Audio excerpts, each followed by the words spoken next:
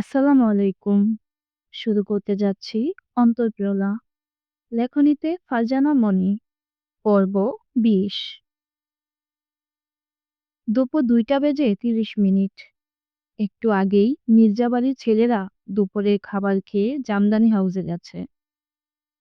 আরিয়ান আজকে কাজের চাপ থাকায় দুপুরে বাড়িতে খেতে আসেনি। যার ফলে রাফিন যাওয়ার সময় তার জন্য খাবার নিয়ে গেছে। আরিফ দুপুরে খাবার খাওয়ার পর জানালো তার শরীরটা ভালো লাগছে না। আজকে সে আর যাবে না। তাই আকাশ ও রাফিন যেন চলে যায়। হয়েছেও তাই। আকাশ ও রাফিন চলে গেছে। আর আরিফ রুমের মধ্যে পায়চারি করছে। শরীরটা আলহামদুলিল্লাহ ভালোই আছে। তবে সে আজ সোনালীর সাথে কথা বলতে চায়। মেয়েটা দ্বিতীয় তলায় আসার পর থেকে আগের মতো ঘুমের মধ্যে এক নজর আর দেখার সুযোগ হয় না। জামদানি হাউস থেকে বাড়ি ফেরার পর যতবার দেখা করতে চেয়েছে ততবার কোনো না কোনো কারণে দাদাভাইয়ের সামনে পড়েছে, যা খুবই লজ্জাজনক ব্যাপার। তাই ইচ্ছে করেই আজকে এই অসময়ে বাড়িতে থাকা। কিন্তু মেয়েটা এখনো আহার ঘরে কি করে? দুপুরে খাবার খাওয়ার পর সবাই সবার রুমে ভাত গম দিতে চলে গেছে। কিন্তু এই মেয়েটা এখনো নিজের রুমে আসছে না। ওর ভাবনার মাঝেই লক্ষ্য করলো সোনালী নিজের রুমের দিকে যাচ্ছে। আরিফ এবার আয়নার সামনে দাঁড়িয়ে নিজের চুলগুলো হালকা ঠিকঠাক করে কাঠের আলমারি থেকে একটা ব্যাগ বের করলো। তারপর চুপচাপ রুম থেকে বেরিয়ে হাঁটলো সোনালীর রুমের দিকে। এদিকে সোনালী নিজের ঘরে প্রবেশ করেই বিছানাটা ঝেড়ে পরিষ্কার করতে শুরু করলো। সকাল থেকে আজকে বেশ খাটাখাটুনি হয়েছে। এখন ঘন্টাখানেক বিছানায় পিঠ ঠেকাতে পারলেই শান্তি। তখনই দরজায় ঠক ঠক শব্দ শুনে পেছনে তাকালো।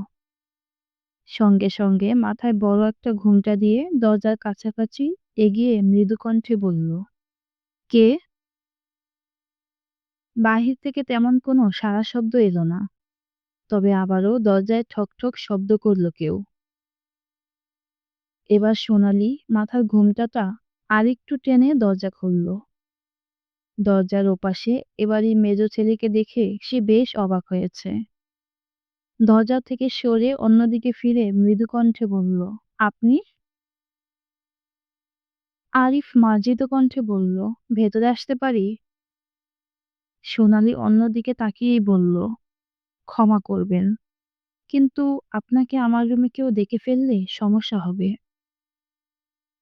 আরিফ অনুমতি ব্যতীত ভেতরে প্রবেশ করেই বলল, কি সমস্যা?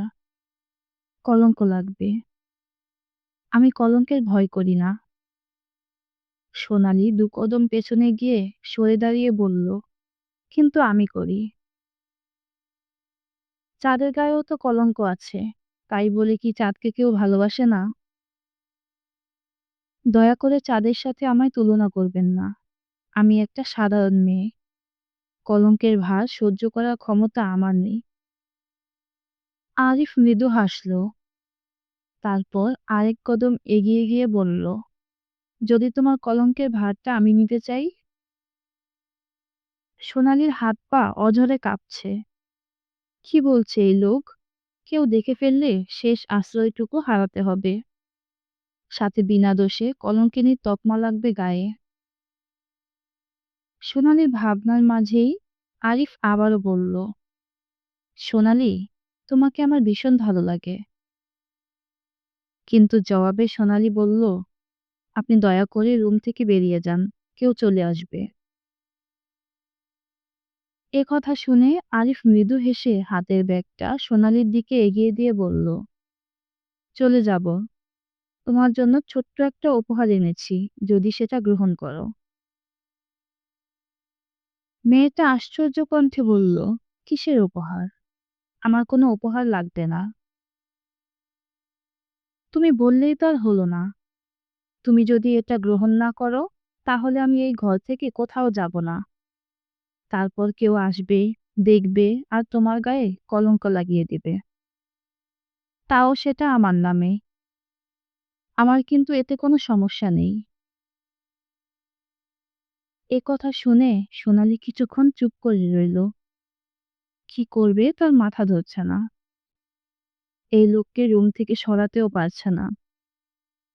অতঃপর ঝটপট আরিফের হাত থেকে ব্যাগটা নিয়ে কাঁপা কণ্ঠে বলল, আপনি দয়া করে এবার রুম থেকে যান। আরিফ এক আঙ্গুলে মাথা চুলকে মৃদু হেসে বলল, আমার পছন্দের রং। এটা পরলে তোমার অনেক ভালো লাগবে। বলেই আরিফ মৃদু হেসে বেরিয়ে নিজের রুমে যেতে চাইল। তখনই হঠাৎ সামনে পড়ল রাফিন। রাফিন তীক্ষ্ণ দৃষ্টিতে আরিফের দিকেই তাকিয়ে আছে। সেটা দেখে আরিফ বোকা বোকা হেসে বলল, রাফিন, তুই এই সময় এখানে? না মানে তুই যাসনি? রাফিন এবার মৃদু হাসল। অতঃপর স্বাভাবিক কণ্ঠেই বলল, আরিয়ান ভাই হিসেবের খাতাটা বাড়িতে রাইখা গেছে, ওইটাই নিতে এসেছি। ওহ, আচ্ছা নিয়ে যা। বলেই আরিফ অনেকটা পালানোর মতোই রুমে চলে গেল। রাফিন নিজেও আর দেরি না করে আরিয়ানের রুম থেকে খাতাটা নিয়ে কারখানার দিকে গেল। সোনালির হাত পা যেন এখনো অঝরে কাঁপছে। এমন সমস্যার সম্মুখীন সে জীবনে অনেক হয়েছে, আর এতে ভোগান্তিও হয়েছে বেশ। তবে জানা মতে এই বাড়ির ছোট সুলতান ছাড়া অন্য কোনো পুরুষ তার চেহারা দেখেনি কখনো। তাহলে সুলতান আরিফ মির্জা কেন বলছে সোনালীকে তার ভালো লেগেছে? ভাবনার মাঝেই সোনালীর নজর গেল হাতের ব্যাগে। সে দরজাটা ভেতর থেকে লাগিয়ে ব্যাগের ভেতরে কি আছে দেখার চেষ্টা করলো। ব্যাগটা খুলতেই দেখলো ভেতরে কলাপাতা রঙের একটা তাঁতের শাড়ি, যার পুরোটা সোনালী সুতায় কারুকাজ করা। কোনো এক অজানা আশঙ্কায় সোনালীর বুকের ভেতর ধুকপুক করছে। এই শাড়িটা কেউ দেখে ফেললে সে কি জবাব দেবে? ভাবতেই মেয়েটার ফর্সা কপালে বিন্দু বিন্দু ঘামের কণা দেখা দিল। সোনালী কিছুক্ষণ চিন্তা ভাবনা করে শাড়িটা সযত্নে গুছিয়ে রাখলো। সময় মতো না হয়ে আরিফ ভাইকে ফেরত দেওয়া যাবে। বিকেল বেলা, চারদিকে পাখির কলকাকলি শোনা যাচ্ছে। সোনালী কিছুক্ষণ বিশ্রাম নেওয়ার পর এখন আড্ডা ঘরের দিকে যাবে। বড় গিন্নির পায়ে তেল মালিশ করে দেওয়ার সময় হয়ে গেছে, তাই তাড়াতাড়ি যেতে হবে। ভাবতে ভাবতে নিজের ঘর থেকে বেরিয়ে সামনে তাকাতেই দেখলো শয়তান সুলতান বড় বড় পা ফেলে এদিকেই আসছে। চোখ দুটো টকটকে লাল হয়ে আছে। আচ্ছা, মানুষটা কি রেগে আছে? অবশ্য উনি তো সবসময় রেগে থাকেন, কিন্তু কিছুদিন যাবত তো অনেক রাতে বাড়িতে ফিরে। তাহলে আজকে এই সুন্দর বিকেলে শয়তান ঘোরাফেরা কেন করছে? আরিয়ান নিজের রুমের সামনে এসে থমকে দাঁড়ালো। লাল লাল চোখ জোড়া নিয়ে সোনালীর দিকে তাকিয়ে গম্ভীর কণ্ঠে বলল, এক কাপ চা নিয়ে এসো।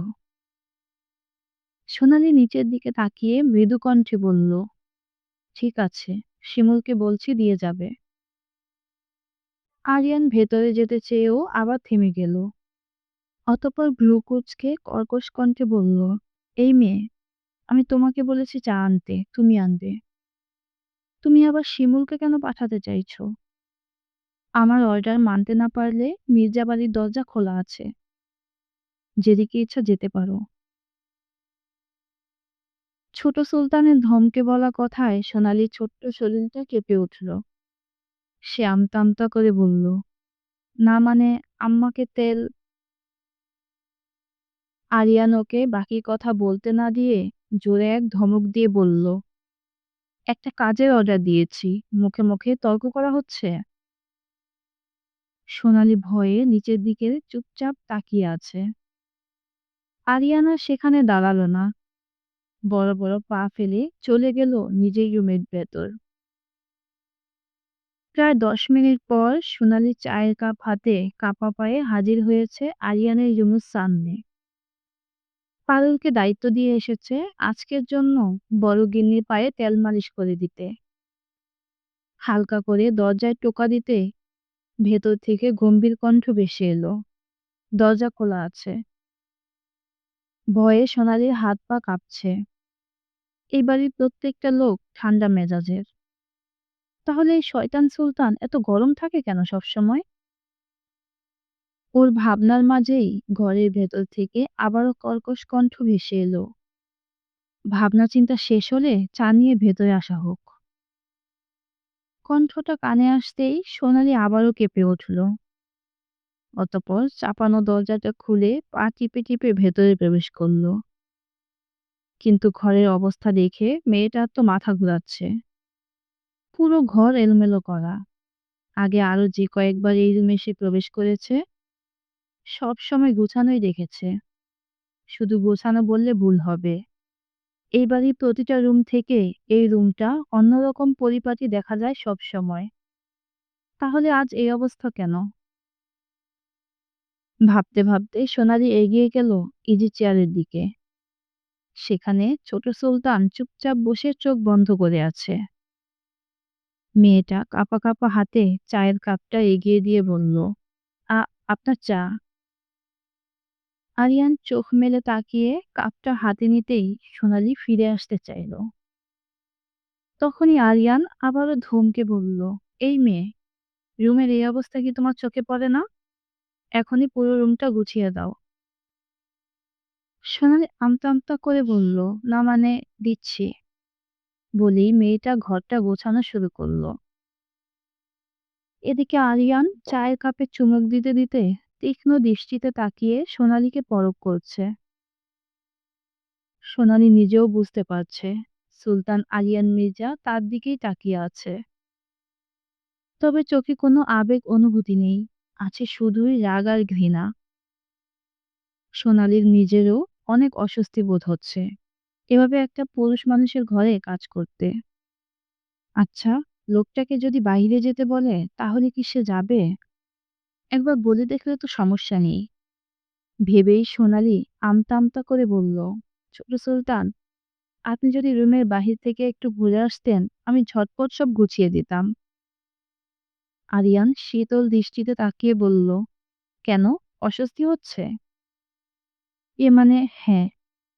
আরিয়ান এবার রাগী কণ্ঠে বলল, নিজের ঘরে পরপুরুষকে জায়গা দিতে অস্বস্তি হয় না? ছোট সুলতানের কথা শুনে সোনালি চট করে মাথা তুলে তাকালো। কি বলতে চাইছে এই লোক?